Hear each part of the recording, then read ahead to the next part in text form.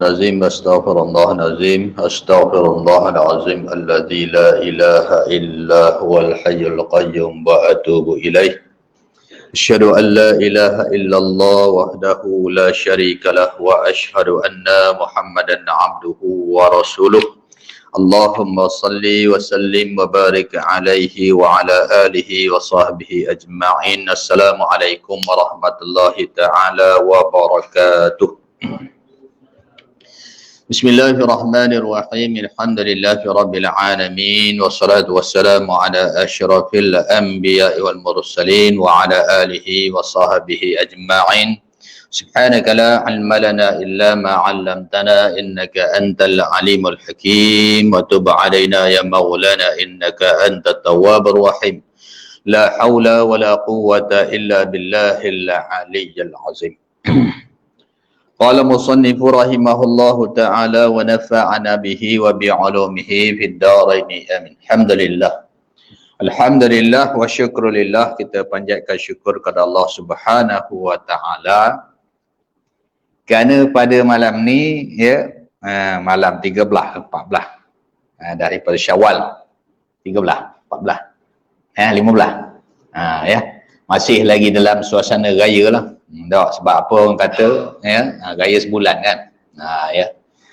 Tak, alhamdulillah Allah Subhanahu wa taala telah mengkabulkan segala doa dan hajat kita untuk kita sama-sama menyempurnakan ibadah, terutamanya puasa dan bagai-bagai ibadat yang sunat pada bulan Ramadan yang lalu. Dan mudah-mudahan kita berdoa supaya semua yang kita lakukannya, yang kita lakukan itu semata-mata kerana Allah, dan Allah Ta'ala pun menerima akan amalan kita itu. Jadi bermakna Aidil Fitri iaitu kembali kepada fitrah. Setelah sebulan kita berpuasa, beramal, beribadah, berdoa dan bagai-bagai lagi, dan memohon keampunan daripada Allah, maka pantas dan layaklah seorang mukmin itu sukacita, bergembira kerana berjaya melaksana dan menyempurnakan ibadat, dan bergembira sebab segala dosanya diampunkan oleh Allah. Dan seperti diumpamakan seperti orang yang bersih suci lah, maknanya ibarat kanak-kanak yang baru lahir, yang lahir tidak ada bawa satu dosa pun. Kita harapkan begitulah, mudah-mudahan. Baik, jadi maklum masih dalam suasana raya oleh kerana tu kita pun maklum sajalah. Bukan kata orang excited pasal raya tu, sebab sekarang ni dalam kita kata setengah-setengah daripada kita ni masih lagi berpuasa kan. Masih kalau orang dulu, orang-orang kampung dulu, raya kedua dia dah start puasa 6.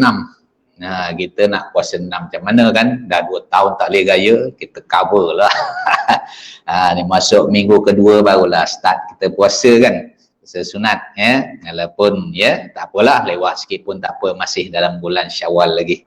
Jadi bila begitu bila berpuasa tu, jadi setengah tu buka puasa di rumah dulu. Pas sembahyang maghrib, baru datang ataupun buat hadis. Dan saya percaya ini juga merupakan kuliah pertama dah sini. Ke dah ada dah? Ada dah? Antara kuliah yang awal lah. Kerana ni minggu yang kedua ni, minggu kedua daripada bulan Syawal kan. Tapi tak apalah. Sebab apa? Kalau bulan Ramadan yang lalu, bulan puasa yang lalu, kita pun di samping kita berpuasa, kemudian kita bulan Ramadan kan, kita pula excited pula nak datang ke surau masjid, kerana nak sembahyang berjemaah Isyak, nak bertarawih, nak bertadarus dan bagai-bagai aktiviti lah. Yang mana apabila habislah, tak ada dah kita kata ketentuan ataupun amalan-amalan tersebut. Tapi masih ada lagi lah yang kita katakan ibadah ataupun aktiviti yang masih lagi dapat kita lakukan. Apa dia? Baca Quran. Baca Quran masih boleh lagi kan? Boleh. Tak mesti bulan puasa je, bulan Ramadan je, bulan Syawal pun boleh baca Quran. Berdoa ya, sepanjang masa kita berdoa. Puasa ya, pun boleh lagi puasa, cuma tarafnya sunat lah. Tak, melainkan mereka yang mengganti dengan puasa qada, yang tak habis kerana keuzuran, jadi dia nak ganti, dia nak qada pada bulan Syawal ya, puasa wajib. Tak. Di samping beberapa lagi lah, kalau contohnya semayang berjemaah tetap ada. Bulan puasa pun ada sembahyang fardu berjamaah, bulan Syawal bulan lain pun ada.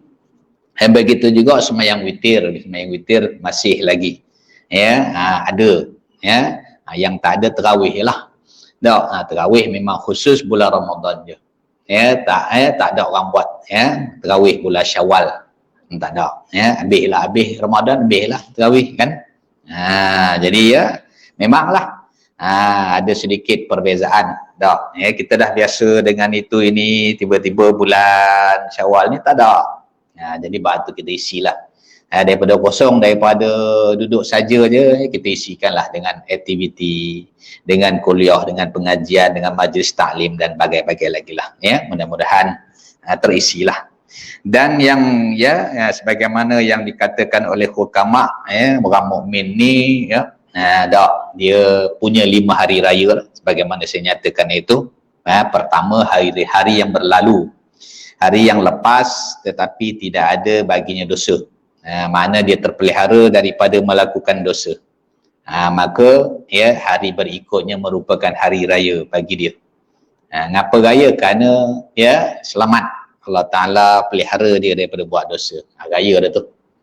Yang kedua, ketika seseorang itu menemui Allah Ta'ala, meninggalkan dunia yang fana ini, yang binasa ini. Jadi maka menuju ataupun masuk kepada alam barzah, alam arwah. Bagi orang mukmin, maka itu hari raya juga. Hari raya yang paling besar bagi dia.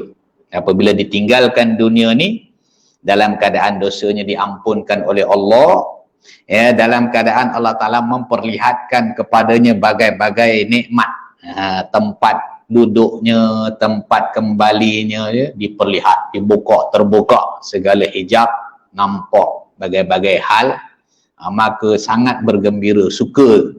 Itu hari raya bagi orang mukmin. Bahkan kata ulama, setengah daripada kebaikan ataupun satu perkara yang sangat bagus, sangat diharapkan, iaitulah bahawasanya apabila seseorang tu mati dalam keadaan menyelesaikan ibadah. Umpama lepas mayang dia meninggal, umpama dia tengah lepas zikir Al-Quran dia meninggal, umpama lepas habis Ramadan sebulan puasa dia pun meninggal, maka itu satu keberuntungan, satu kita kata rahmat yang besar daripada Allah Ta'ala. Mati selepas daripada melaksanakan ibadat. Yang mana kalau kita baca hadis-hadis tentang Ramadan dulu kan, tidak ada balasan melainkan syurga. Jadi beruntunglah. Cuma kita pun tak tahu bila ajal ataupun kematian kita. Cuma kita berdoalah, mudah-mudahan Allah Ta'ala mematikan kita dalam keadaan selesai menyempurnakan ibadat ataupun ketika melakukan ibadat. Itu je. Beza dengan orang mati ketika melakukan maksiat. Macam mana? Tengah-tengah togok botol arak tu mati, tengah-tengah berzina mati kan, na'udzubillah. Tapi kalau tengah ibadat ataupun selesai ibadat mati, maka ada harapan mendapat keampunan dan syurgalah tempatnya. Baik tuan-tuan sedang hadirin yang dirahmati oleh Allah Ta'ala, jadi marilah kita melihat dan kita murajaah kembali kitab kita, kitab adab-adab menjadi imam dan makmum ataupun adab sembahyang berjamaah. Yang mana yang terakhirnya itu kita telah sampai muka surat 18, iaitu adab yang ke-8. Betul ya? Adab yang ke-8 daripada adab sembahyang berjamaah. Baik, apa dia? Baik adab yang ke-8, sunat bagi imam, hukumnya sunat. Apa dia? Membacakan akan surah-surah yang dibaca oleh Nabi SAW dalam sembahyang.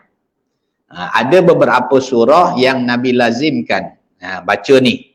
Nabi tak baca surah lain, walaupun boleh baca surah lain pun tak, ya, kerana bacaan surah dalam sembahyang ni hukumnya sunat, tak, menambah lagi pahala. Tapi ada setengah-setengah ketika, setengah-setengah sembahyang Nabi baca, Nabi khususkan baca surah ni. Tentulah ada hikmahnya kan, ada kelebihannya. Jadi apa Nabi baca, ya, surah apa, di mana, ya, sembahyang apa, tak, mari kita lihat, ya. Jadi sunat. Jadi kalau kita tahu, ya, bahawasanya Nabi melazimkan surah ni, kita cubalah baca, cubalah hafal surah-surah tu. Biasa kalau dalam sembahyang berjamaah ni, bacaan surah memang tak panjang lah. Nabi tak pernah baca surah panjang-panjang, ya, hingga menyebabkan keresahan makmum. Ya, sebagaimana kisah yang lalu dah, ya, kita baca Sayyidina Muaz bin Jabal, dah, sembahyang Isyak baca surah Al-Baqarah. Ya, panjang tu kan. Surah Al-Baqarah memanglah Isyak tu waktunya panjang, tapi ya, dia tak apa. Dia boleh baca, tapi ya, orang belakang tak tahan. Tak. Jadi bila begitu lama baca panjang berdiri, adalah orang yang muparakah. Tak. Ya, tu mana hukum muparakah boleh, ya, dengan sebab-sebab yang munasabah lah. Umpamanya sakit perut, tak tahan nak buang air, umpamanya kan, ya, ataupun ya ada hal-hal yang sangat-sangat tu boleh dia mufarakah, ataupun dia memberhentikan semayang yang dia tengah semayang tu. Biasa hukumnya haram saja berhenti semayang, tapi kalau ada sebab, ada keperluan, boleh. Tak. Tu, ya, bagaimana caranya nanti, kita bahas kemudian. Boleh. Jadi Muaz bin Jabal baca sampai ada seorang lelaki muparakah, dia pun sempurnakan sembahyang sendiri. Yang lain tu stay lagi lah kan. Ya, perasan lah lelaki ni keluar, tapi akhirnya bila sudah sembahyang, ramai orang pun kata, ya, orang fitnah, lelaki-lelaki ni munafik ni. Munafik ngapa? Dia muparakah. Sebab tu kalau ada orang muparakah, ada orang yang keluar, janganlah kita kata apa-apa kan. Ya, tanya dulu sebab apa keluar kan. Jadi orang dok kata dia munafik, dia tak puas hati je. Report pada Nabi dah aku kan. Lalu Nabi pun panggil Muaz. Nabi kata, afattanun anta ya Muaz, adakah kamu buat fitnah hai Muaz? Laki-laki ni report kata, Muaz baca surah panjang selajak, ya, surah Al-Baqarah. Aku mana tahan, ya, lama berdiri, ya. Nabi kata, adakah kamu nak datangkan fitnah wahai Muaz? Jangan baca surah panjang-panjang, menyebabkan macam-macam orang kata nanti ni member jemaah Isyak. Maka Nabi kata, iqra'u suratus sabbih, bacalah surah sabbih isma rabbikal a'la ke, was-sama'i wat-tariq ke, wasyamsi wa duhaha ke tu. Tu sesuai munasabah dengan keadaan sembahyang berjamaah. Tapi kalau kau nak sembahyang seorang, ikut kau lah, nak baca surah Al-Baqarah ke, ataupun nak baca berapa juzuk pun tak ada hal. Ya, sebagaimana perbuatan Nabi SAW ketika sembahyang sunat di rumah, Nabi sembahyang baca surah, ya, panjang-panjang. Ya. Jadi mana tak apa. Tapi kalau berjemaah tak sah. Baik, ya. Dan dalam pada tu juga Nabi ada melazimkan baca surah-surah tertentu. Tentulah Nabi tahu kelebihan. Nabi, ya, tak ada apa yang Nabi lakukan, tidak ada apa yang Nabi cakapkan, semua tu wahyu Allah Ta'ala. Jadi bila Nabi buat sesuatu, Nabi baca sesuatu, itu semua adalah mengikut wahyu. Jadi ada tempat-tempat tertentu, sembahyang-sembahyang tertentu, Nabi baca surah tertentu. Mana dia seperti membacalah Nabi surah As-Sajadah pada rakaat yang pertama di dalam sembahyang subuh, pagi Jumaat. Jadi mana nak baca surah Sajadah boleh. Jangan baca dekat sembahyang maghrib, jangan baca sembahyang Isyak, baca sembahyang subuh hari Jumaat, jangan hari Sabtu. Hari Sabtu orang tak kerja, kita baca Sajadah. Jangan, ya, Nabi tak buat. Nabi baca, walaupun tak salah nak baca surah Sajadah kan, boleh kan? Boleh, tapi Nabi tak buat. Jadi Nabi tak buat tak salah. Ya, ni Nabi buat ni dari keafdalan, keutamaan nak baca surah apa. Jadi pagi Jumaat baca surah sajadah. Umpama tak ada orang hafal pula surah sajadah, jadi tak apalah, tak ada orang nak baca surah sajadah, jadi tak apa, gantilah. Tapi kalau dapat, kalau yang hafal baca surah sajadah. Okey, itu rakaat pertama. Dan membaca surah Al-Hatta 'alal Insan, surah Al-Insan pada rakaat yang kedua. Jadi hak ni kalau kita biasa melazimkan akan ini kan, setengah surah masjid dia dah memang standard SOP dia. Dah jadi kelaziman dia baca surah Sajadah dan Al-Insan pada rakaat pertama dan rakaat kedua sembahyang subuh pagi Jumaat. Ada. Jadi maknanya kalau sekiranya kalau setengah-setengah tempat yang dah biasa baca kita makna kita maklum lah situ kan. Jadi bila baca surah Sajadah tu apa sunatnya? Iaitu sampai tempat yang sunat sujud kita pun turunlah sujud. Imam niat sujud, makmum niat mengikut imam. Tapi makmum tak niat pun tak apa sebab awal tadi makmuman lah kan. Jadi apa imam buat yang tak membatalkan sembahyang yang bakal sunat pula maka kita ikut aja tanpa niat. Lah imam dia kena niat. Dia baca surah Sajadah kan sampai ayat dia tu dia nak turun pada sujud, dah dia niat sajaku sujud tilawah ataupun sajadah. Dia pun turunlah sujud. Sujud berapa kali? Sekali je kan? Sekali. Dia bukan sujud sahwi 2 kali sujud kan? Sekali je. Baca sajadah wajhiya lilladzi seterusnya Tapi kalau tak dapat bacaan sujud tu baca subhana rabbiyal a'la pun tak apa. Jadi lepas sujud bangkit terus kan. Sambunglah ayat sajadah tu. Sambung sampai berhabis. Ataupun setengah tu sambung sampai beberapa ayat kemudian barulah dia rukuk. Jadi ini bukan ini sujud sajadah, bukan sujud semayang. Sebab ada dulu orang confuse. Dia ni orang musafir, dia tak biasa ikut sujud sajadah. Musafir jadi naik bas lah ataupun kenderaan berhenti Masjid Raub sampai masa tu subuh kan. Sampai Masjid Raub berhenti semayang subuh. Kebetulan pagi Jumaat.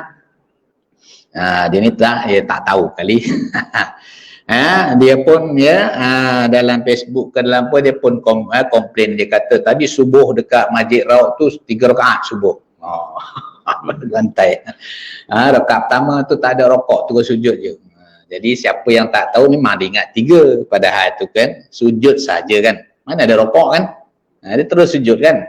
Lain kalau rokok dulu tidak sujud tu lain, itu memang rakaat 1 rakaat lah. Ni dah dia sujud je. Dan kerana kerja tapi tak apalah, dia maklumkan, dia beritahu. Maknanya dia tak tahulah tu, dia tu kemudian orang komplain tu sujud sajadah kan. Tak apalah. Jadi makna kalau tu pagi Jumaat je lah. Pagi-pagi lain dak. Ataupun ni khusus kalau ayat surah Sajadah ni pagi Jumaat. Tapi kalau dalam sembahyang lain ada juga ayat-ayat yang sunat sujud kan. Tengah-tengah kadang sembahyang Isyak, kadang sembahyang Maghrib. Tapi golibnya kalau baca ayat tu sembahyang yang jahar lah, sembahyang yang kuat. Jangan sembahyang Zuhur bantai sujud sajadah. Orang tak tahu apa benda. Tak dengar apa kan. Imam baca slow, tiba-tiba sujud je kan. Tu kacau tu. Kalau Maghrib tak apa, Maghrib tu solat panjang kan. Tapi tak apa. Kalau kita pergi Masjid Haram kan, imam tu hafal Quran kan, dan dia baca ni tiba-tiba dia sujud, tak apalah. Tapi semua sembahyang yang jahar kan, sembahyang yang jelas, yang terang. Tu tak apa. Kadang di Maghrib, kadang Isyak kan. Kadang tarawih kan, tarawih. Tengah-tengah tarawih tu tiba-tiba imam pun sujud. Tak apalah. Kena ayat dia. Beberapa ayat dalam Quran yang sunat sujud. Dekat tepi tu biasa tulis sajadah kan. Ada kurang lebih berapa puluh 20 ke belas. Saya lupa dah. Berapa banyak tempat. Tapi yang maklum oleh kita ni surah sajadah ni lah. Alif Lam Mim sajadah ni. Kerana nama surah tu pun dah nama sajadah dah. Alif Lam Mim sajadah. Sajadah kan. As-sajadah. Jadi ini Nabi lazimkan. Makna banyak daripada perbuatan Nabi baca surah ni, surah Sajadah dan Nabi sujud. Dan rakaat keduanya dipairkan, digabungkan dengan surah Al-Insan, Hal Ata 'alal Insan kan. Tapi kalau tak dapat, tak apalah, surah apa pun. Ya, surah apa pun boleh. Ya. Tapi hak ni perbuatan Nabi, bermakna ya, eloklah kalau kita dapat ikut kan. Ya, itu satu contohlah, maknanya sunat bagi imam baca surah-surah yang Nabi baca. Dan seperti juga membaca surah Al-Jumu'ah. Al-Jumu'ah tu maknanya surah tentang hari Jumaat pada rakaat yang pertama. Mana ni? Dalam sembahyang Jumaat. Sembahyang Jumaat kan waktu tengah hari kan, waktu zuhur, tetapi sunat nyaring. Maka nyaring tu imam baca surah Al-Jumu'ah. Tak? Ya, surah Al-Jumu'ah daripada awal lah. Tapi ada juga setengah imam atau setengah tepat dia baca yang hujung. Apa dia? Ya ayyuhalladzina amanu idza nudiya lis-salati min yaumil jumu'ati fas'au ila dzikrillahi wa dzarul bai'. Dia ambil yang hujung saja. Tak apalah. Ya, masa tak mengizinkan, hari kerja, kan lama panjang masa kan, dia baca yang hujung, boleh jugalah. Tak, ya. Tu mana rakaat pertama sembahyang Jumaat dibaca surah Al-Jumu'ah dan surah Al-Munafiqun pada rakaat kedua. Kalau kita tengok dalam Quran, surah ni berturutan. Ya, mula-mula surah Jumu'ah, lepas tu surah Al-Munafiqun. Cuba cek balik dalam Quran kan, dia berturutan, maknanya baca surah yang atas tu Al-Jumu'ah, yang bawah Al-Munafiqun. Itu dia punya pair. Ya, gabungan dia. Ni Nabi buat. Ya, Nabi baca. Tak. Tapi jaranglah, ya, mana jarang. Ya, kebanyakan masjid jarang saya dengar imam baca surah Al-Jumu'ah ataupun dan surah Munafiqun. Kalau ada pun baca yang hujung. Tapi kalau macam saya dulu, masa di pondok dulu, pondok Asyik Tumbuh, Tua Haji Hashim, dia setiap kali hari sembahyang Jumaat dia akan baca ni. Rakaat pertama dia baca surah Al-Jumu'ah, rakaat kedua dia baca surah Al-Munafiqun. Ya, tak apalah, pondok kan. Ya, budak mengaji, bukan orang kerja, lama pun tak apa, tapi tak adalah panjang mana pun. Ya, dengan surah As-Sajadah ataupun pendek dia lagi asnya. Ya, surah sebab jarang baca jadi tak apalah. Jadi antara ni kalau dulu-dulu lah kan, kalau temu duga jadi imam dulu, di samping rukun syarat sembahyang apa semua, tukang temu duga, cuba baca surah As-Sajadah, cuba baca surah Al-Insan. Antara surah-surah pilihan, surah-surah yang kalau dulu masuk dalam interview jadi tok imam. Jadi sebelum begitu interview hafal dulu surah-surah ni. Sangkut-sangkut tak apa, hafal dah. Boleh bagi alasan. Biasa kat rumah saya laju, lancar, depan tuan saya gagap. Apa nak buat macam mana kan? Macam tu. Nah, ni antara surah-surahnya lah. Al-Munafiqun. Ataupun ni, membaca surah Sabbihisma Rabbikal A'la kan. Macam witir kan, witir yang witir pertama tu kan, dia 3 rakaat kita buat. Yang pertama Sabihi, yang kedua Kuliah kan.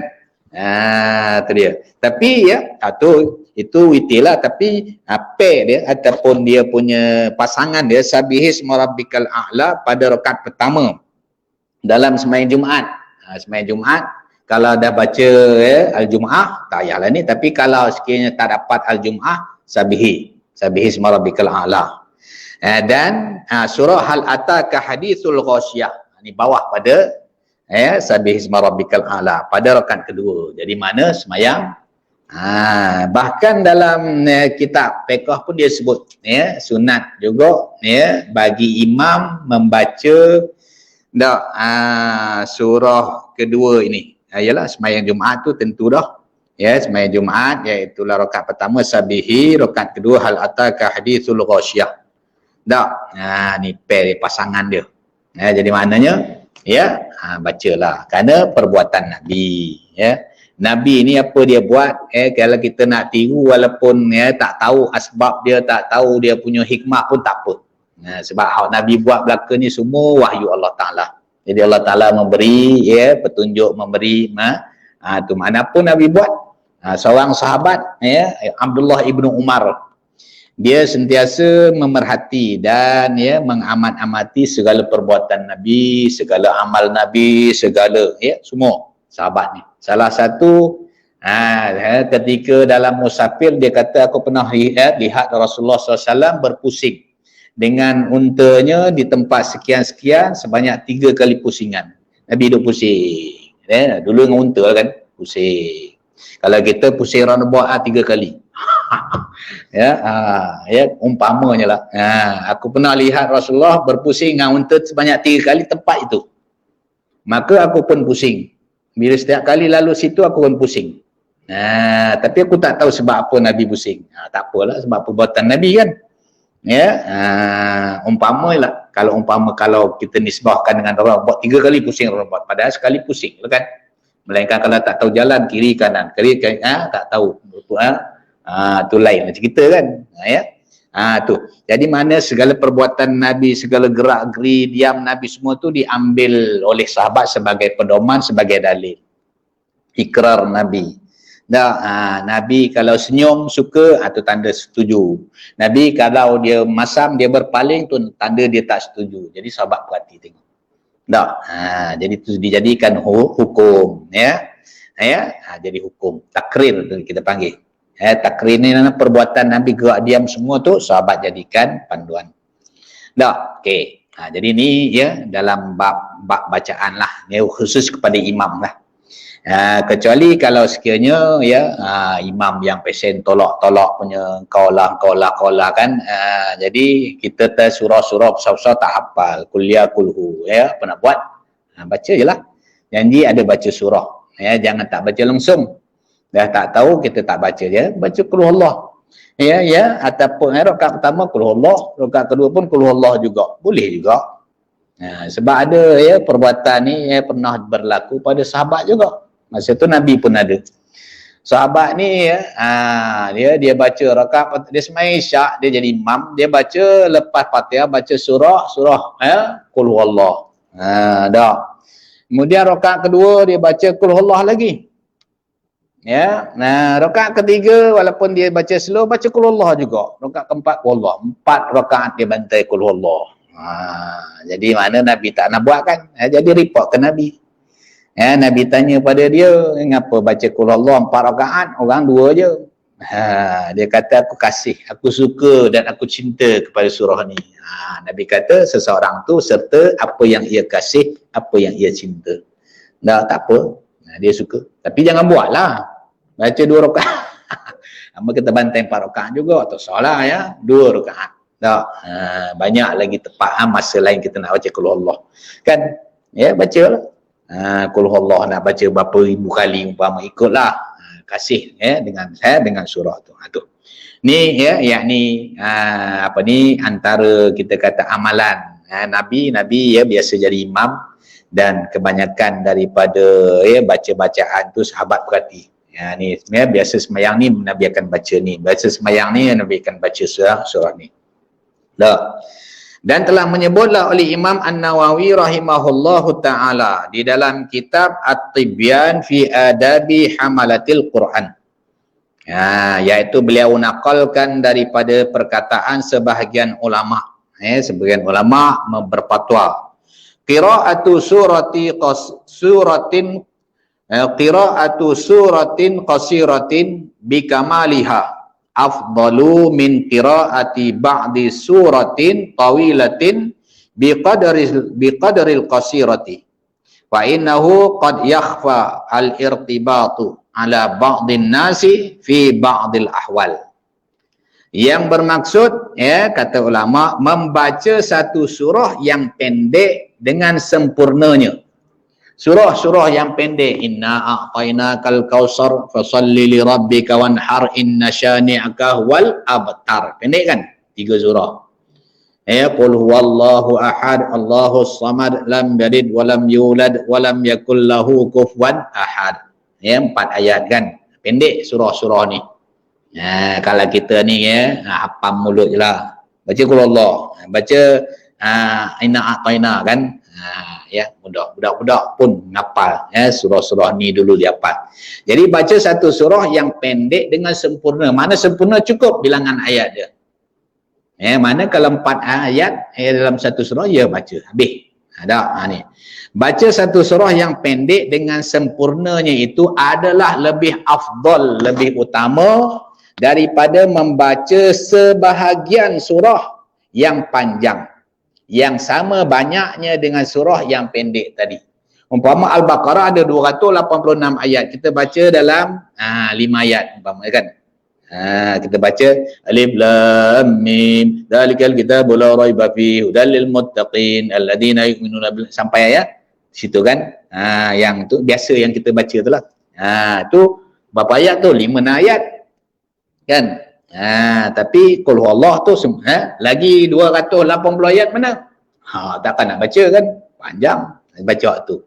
Maka lebih afdal baca surah yang pendek yang sempurna daripada surah yang panjang, tapi tergantung tergantung dia punya ayat dia. Ya, ceritanya panjang lagi baca sekat. Macam kita baca surah Khabar, baca dia punya tajuk, pap berhenti situ cukup. Besok pula baca yang bawah. Dah kan kita baca bukan habis kan. Nak tahu apa dia tu. Begitulah ibarat kalau kita baca buku baca sekat. Tu. Samalah surah ni pun, surah ni dia sempurna satu surah tu. Yang dikatakan surah tu kan daripada ayat pertama sampai ayat terakhir. Itu sempurna satu surah. Ada yang surah tu panjangnya 286 ayat, ada yang panjangnya 83 ayat, ada panjangnya 100 ayat, ada panjangnya 4 ayat, ada panjangnya 3 ayat. Paling pendek 3 ayat lah. Jadi mana sempurna, walaupun pendek dia sempurna. Tu. Tapi yalah, kita pun maklum, takkan kuliah kulhu je imam ni. Kalau imam ni mesti kuliah kulhu. Dah awak jadi imam, apalah sikit panjang sikit kan, surah-surah yang panjang sikit lah, jangan kuliah kulhu aja kan. Melainkan memang tempat tu ataupun semayang tu yang utama dibaca ni surah ni, tu tak apa. Tapi ada pun yang lain kita boleh hafal kan. Dari Wan-Duha ke bawah tu kan banyak dah surah tu kan. Wan-Duha sampailah An-Nas kan, berapa dah surah situ. Kita hafal daripada situ kan. Kalau macam di belah-belah pantai timur tu kan, bila kita khatam Quran, dia tak tengok surat dah, dia hafal.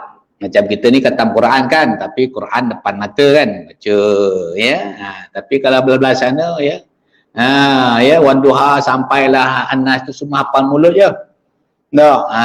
Yang pertama tak apalah Wan-Duha, kena yang kedua Alam Nashrah, kemudian Wattin, kena Lam Yakunil Lazi, mampus semua tolak kau lah. Panjang. Ataupun Iqra, saya dia bilang tu, dia sana start nombor 1, ni surah apa, dia pun beralih panjang semua. Tak hafal kan. Bukan kata tu je tuan-tuan, kadang yang rawi berzanji tu hafal mulut sampai mahalul qiyam tu, tadi ulim lah, dia hafal mulut je. Kita kena tengok surat, kadang ada surat pun salah juga baca kan. Tu biasa. Tapi ialah kalau yang mana pelajar, budak pondok dia kena hafal. Jadi ialah memang kena hafal lah. Jadi hafal baca. Jadi surah yang pendek yang sempurna. Kenapa bila sempurna maknanya jalan ceritanya pun habis, tamatlah daripada permulaan sampai habis. Walaupun 3 ayat tapi sempurna. Cerita lengkap. Tapi kalau surah yang panjang cerita sekat. Tambah pula kalau dalam satu surah tu sampai banyak cerita, banyak kisah, banyak halnya. Jadi kadang-kadang bila kita baca tu tergantung mana sekat jalan kan. Tu dia. Jadi mana afdal membaca surah yang pendek daripada surah yang panjang yang sama banyaknya dengan surah yang pendek tadi. Apa sebab? Kerana kadang-kadang sebahagian daripada surah yang panjang tadi belum memberikan makna yang sempurna kepada sebahagian orang yang mendengarnya pada sebahagian keadaan. Bila baca tu tergantung. Kerana setiap ayat tu kan dia ada makna terjemah dia kan.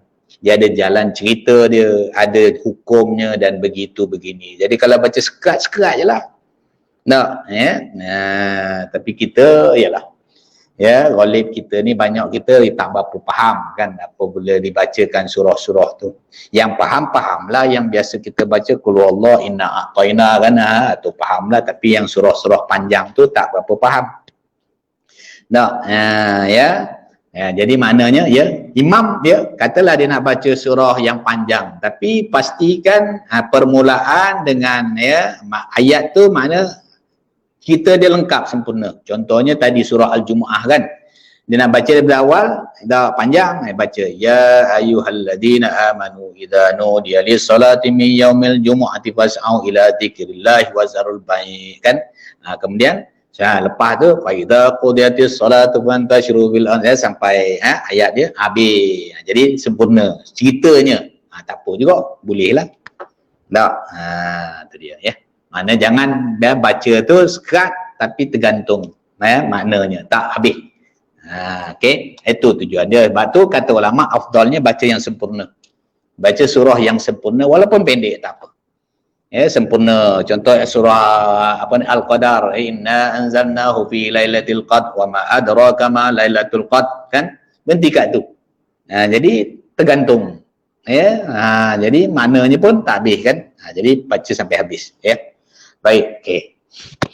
Itu adab yang ke-8 yang ini berkaitan dengan bacaan surah lah.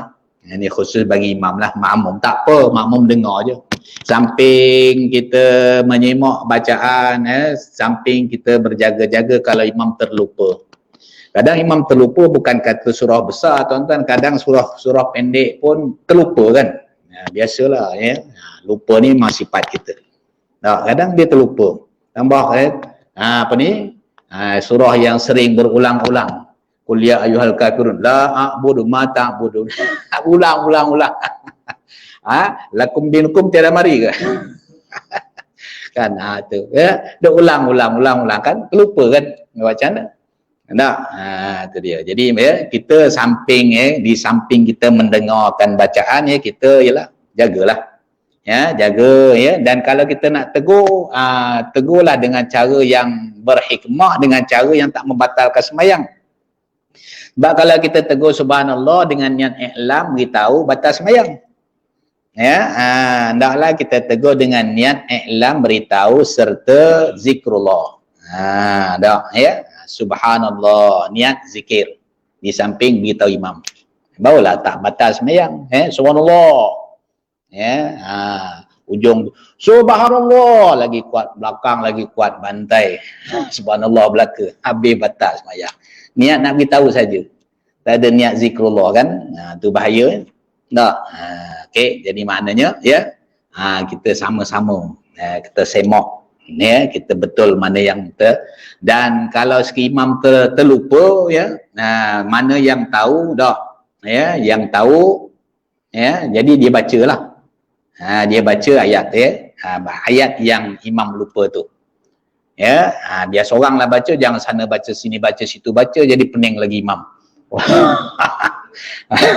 Seorang. Tak ada biasanya yang belakang imam lah, yang belakang imam tu dia dekat. Ini dengar sayup-sayup kat ujung belakang lah tu.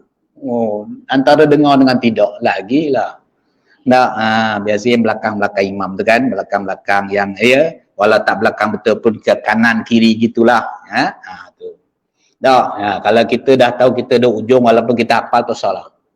Ya, kadang kita beritahu ya, imam pun tak dengar kan, tak usah ya. Mana tu. Kalau misal kata imam lupa juga tak apa, Allahu akbar terus dia turun. Tak apa. Ataupun imam ganti dengan surah yang lain kan. Surah ni dah sangkut. Sangkut nak jalan tak ganti qul huwallah, tak apa, tak ada masalah. Tak ya. Baik, kemudian adab yang ke-9 iaitu bahawa saigianya bagi makmum itu bahawa jangan ia mendahului akan rukuk imamnya dan sujudnya. Makmum jangan dulu. Ya, ni masalah ni kalau imam tu seorang yang tua ataupun orang yang uzur, yang lambat pergerakan. Ya, kalau terdahulu bacaan tak apa lagi. Kalau terdahulu perbuatan tambah sampai 2 rukun pula batal sembahyang kan. Perbuatan tak dia terdahulu. Ini 1 faul, 1 mata. 2 kali faul, batal sembahyang lah kalau lebih daripada 2 kan. Ya, jangan. Terdahulu sekali pun makruh hukumnya kan. Jadi maknanya jangan mendahului. Jadi maknanya tengok imam mana cergas ke ataupun ya imam uzur ke, tengok pergerakan. Kalau sekiranya ya sebab tu imam waktu dia nak berpindah, dia bertakbir intiqalat kan, takbir perpindahan tu. Jadi pastikan dia membaca takbir tu dan memanjangkan takbir tu sampai had dia lah.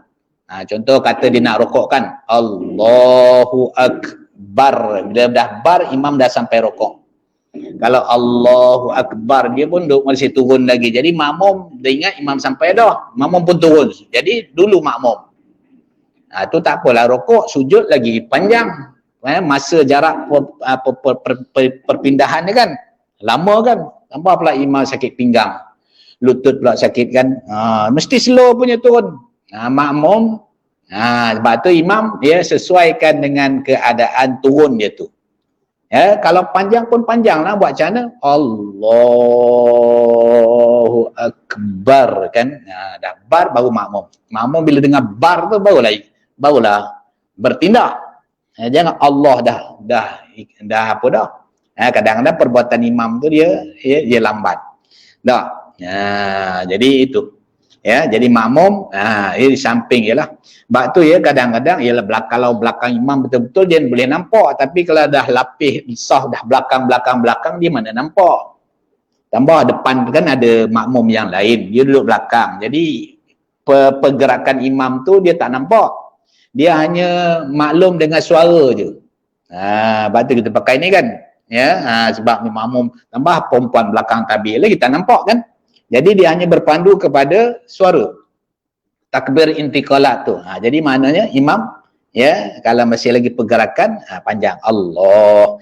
Yang biasa kita panjang ketika bangkit kan, bangkit berdiri daripada sujud kan, tu panjanglah. Allah, selagi tak berdiri Allahu Akbar. Supaya tu memberi faham kepada makmum bahawa imam sudah selesai perbuatan berpindah tu. Okey. Jadi mana jangan kerana kalau sampai 2 rukun batal sembahyang lah. Jangan mendahului akan rukuk imamnya dan sujudnya, tetapi hendaklah ia terkemudian daripada imamnya. Terkemudian ni mana perbuatannya itu terkemudian, jangan terdahulu dan jangan menyamai pun jangan, sama-sama deras, sama-sama bergerak dengan imam pun jangan. Mesti terkemudian, lewat daripada imam. Sekira-kira janganlah ia rokok melainkan apabila imam sampai imam kepada sekurang-kurang rokok. Sekurang-kurang rokok ni apa? Ini berdiri, ini rokok kan. Jadi sekurang-kurang makna 45 degree ke inilah. Tu mana sekurang-kurang rokok lah. Dia tak sampai betul lagi. Dia dah turun. Sini dah sekurang-kurang tu mana dah sampai had ni boleh, tapi yang afdalnya biar imam rokok dulu baru kita memulai turun rokok. Itu dia, itu dalam bab. Dan jangan ia tunduk bagi sujud melainkan apabila sampailah muka imamnya ataupun dahi imamnya kepada tempat sujud. Imam dah sampai pada sujud, baktulah imam ni kalau pergerakan yang panjang, yang lama, dia panjangkan takbir tersebut. Takbir tu tak apa pendek panjang, bergantung kepada perbuatan kita. Sama juga takbiratul ihram kan, berapa lama boleh panjang. Kalau ikut takbiratul ihram ni tengok atas orang lah. Kalau dia takbir niat dia komplit cepatlah. Kalau niat dia dengan takbir jadi sesuaikan takbir tu dengan niat yang dia niatkan. Sehingga kata ulama iaitu sekira-kira 14 harakat. Panjang takbiratul ihram. 14 harakat, 14 kali gerak anak jari. Tu. Mana jangan lebih panjang daripada itu sampai 20 harakat, tu tak batal takbir itu. Jadi takbiratul ihram Allah antara Allahu Akbar kan, itu kan antara 1 sampai 14 harakat. Tapi biasanya ni berlaku kepada kita lah. Tak. Kalau orang Arab Allahu Akbar. Ya, tak. Tapi kalau tengok Imam Majlis Haram, dia tak Allahu Akbar ya, pendek ya. Allahu Akbar kan. Panjang juga tu, 5-6 harakat juga kan. Jadi mana dia ambil yang pertengahan. Ya, itu dia. Dan kita kena ingatlah rukun semayang kita iaitu menyertai muqaranah kan antara takbir dengan niat tu. Ya, takbir dengan niat serta dalam keadaan berdiri. Itu 3 rukun serentak tu. Walaupun pada bilangan niat nombor 1 kan, kedua takbiratul ihram, ketiga qiyam. Itu dari segi bilangan rukun dah 3 dari situ, tapi pada hakikat satu masa. Ya, ketika itulah dia berdiri dan ketika itu dia bertakbir serta dia berniat. Itu dalam satu waktu. Itu dia. Jadi maknanya itu panjanglah sikit. Tapi antara lain-lain takbir kita panggil takbir intiqal. Intiqalat makna perpindahan. Daripada satu rukun perbuatan kepada rukun perbuatan yang berikutnya ada takbir. Kecuali rokok dia ganti dengan sami Allahu liman hamidah. Yang lain semua takbir. Tak. Ya, rokok sami Allah. Ya, asal dulu takbir juga. Tapi ya ada panjang kisahnya hingga ditukar. Tukar i'tidal itu dengan sami Allahu liman hamidah. Tak. Dan bagi kita, bagi imam sami Allah lah, bagi makmum dalam mazhab kita Syafi'i juga sunat makmum menyebut sami Allah. Ya, habis Mekah lain lah. Dia bukan mazhab Syafi'i kan, tapi masih dalam mazhab yang 4. Sami Allahu liman hamidah. Rabbana walakal hamd. Tu mubalik. Ya, jadi tu. Tapi macam kita sami Allah liman hamidah, kita pun sami Allahu liman hamidah sama-sama. Tak, maknanya imam pun baca sami Allah, kita pun baca sami Allah. Kemudian Rabbana lakal hamd itu masing-masing bacalah ya. Tu. Baik, okey. Jadi makna situ ya, dan kata Imam An-Nawawi rahimahullahu taala dalam kitabnya Minhajut Talibin. Walau ahassa fir ruku'i aw at-tashahhudi al-akhir bidakhilin lam yukrahu al-intizaruhu fil azhar illam yubaligh fihi walam yufarriq bainad dakhilina. Yang bermaksud, dan jikalau merasalah imam itu di dalam rokoknya, dia merasa ataupun dia ada kedengaran, dia ada dia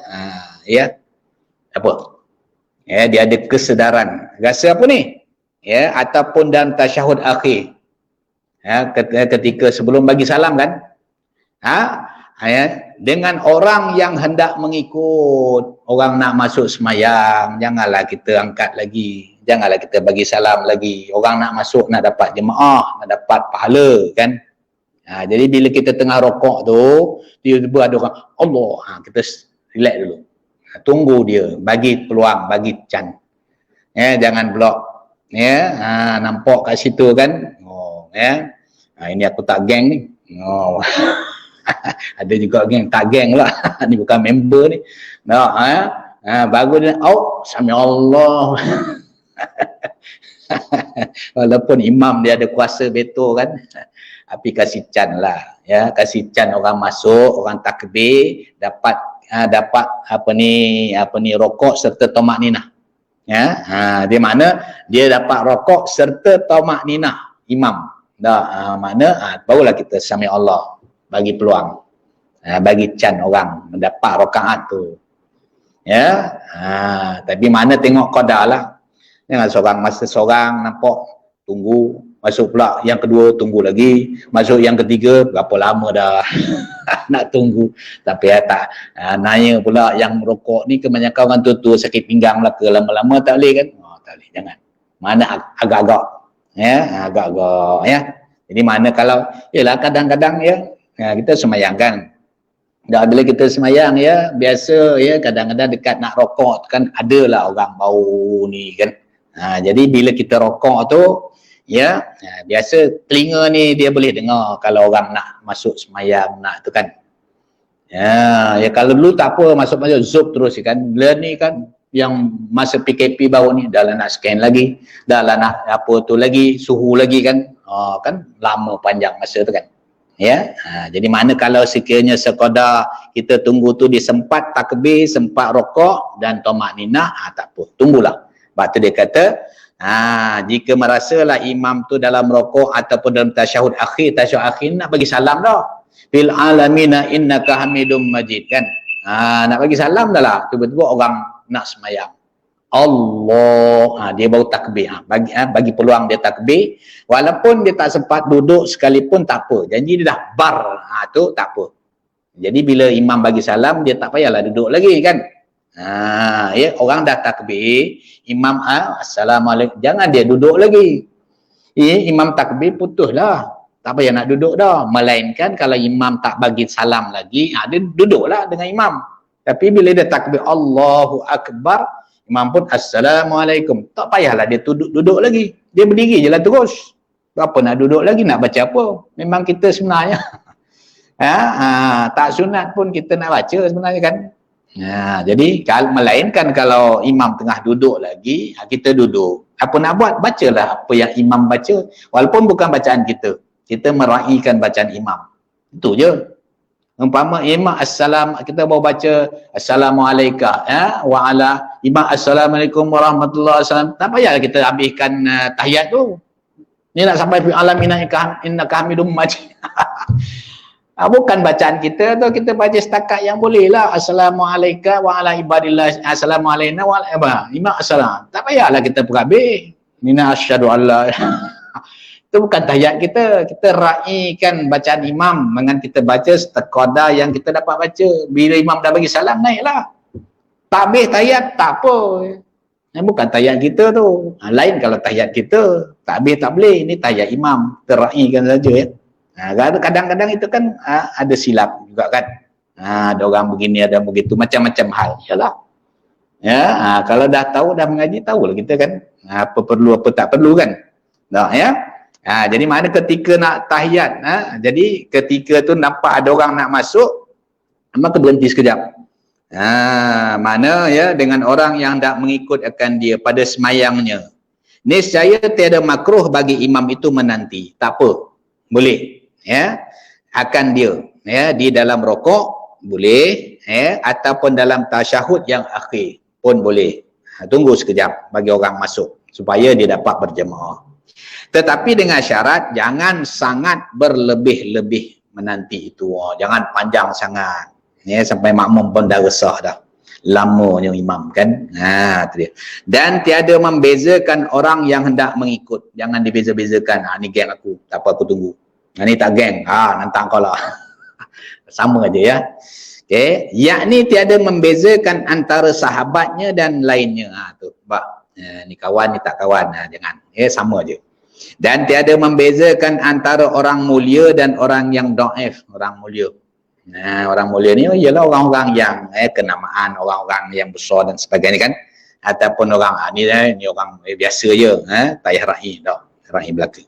Dan lagi kerana ikhlas lillahi ta'ala supaya menolongi akan dia mendapat fadilat berjamaah. Ya, aku ni tolong dia semata-mata kerana Allah supaya dia dapat fadilat berjamaah. Tolong orang dalam sembahyang pun boleh tolong orang ni.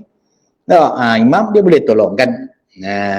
Jadi macam kita, imam dah bagi salam, kita tinggal makmum, kita nak perhabis. Kemudian ada pula orang masuk nak sembahyang jemaah. Jadi ya, dia nak kita jadi imam dia. Kita tolonglah dia pula dapat sembahyang jemaah, dapat juga kita pahala kan. Tolong dalam sembahyang. Okey. Jadi lillahi ta'ala. Dan supaya mendapatlah ia akan rakaat tu. Jadi orang yang masuk tu dapatlah rakaat tersebut. Okay? Ni. Jadi adab ni, iaitulah saiganya kita pelihara ya, bagi makmum khususnya. Kemudian adab yang ke-10-nya, bahawa jangan menentui imam akan dirinya dengan doa. Lagi akan datang, kita sambung. Wallahu ta'ala a'lam. Wabillahi taufiq wal hidayah. Bismillahirrahmanirrahim. Alhamdulillahirabbil alamin wassalatu wassalamu ala asyrafil mursalin wa ala alihi washabihi ajma'in. Allahumma iftah alaina futuhal arifin wa 'allimna ilman aqdamin wa fahimna rahmas sabiqin warzuqna rizqat talibin. Allahumma zidna 'ilman hikna bis salihin. Wa sallallahu ala sayyidina Muhammad wa ala alihi washabihi wasallam. Alhamdulillahirabbil alamin. Taqabbalallahu minna wa minkum.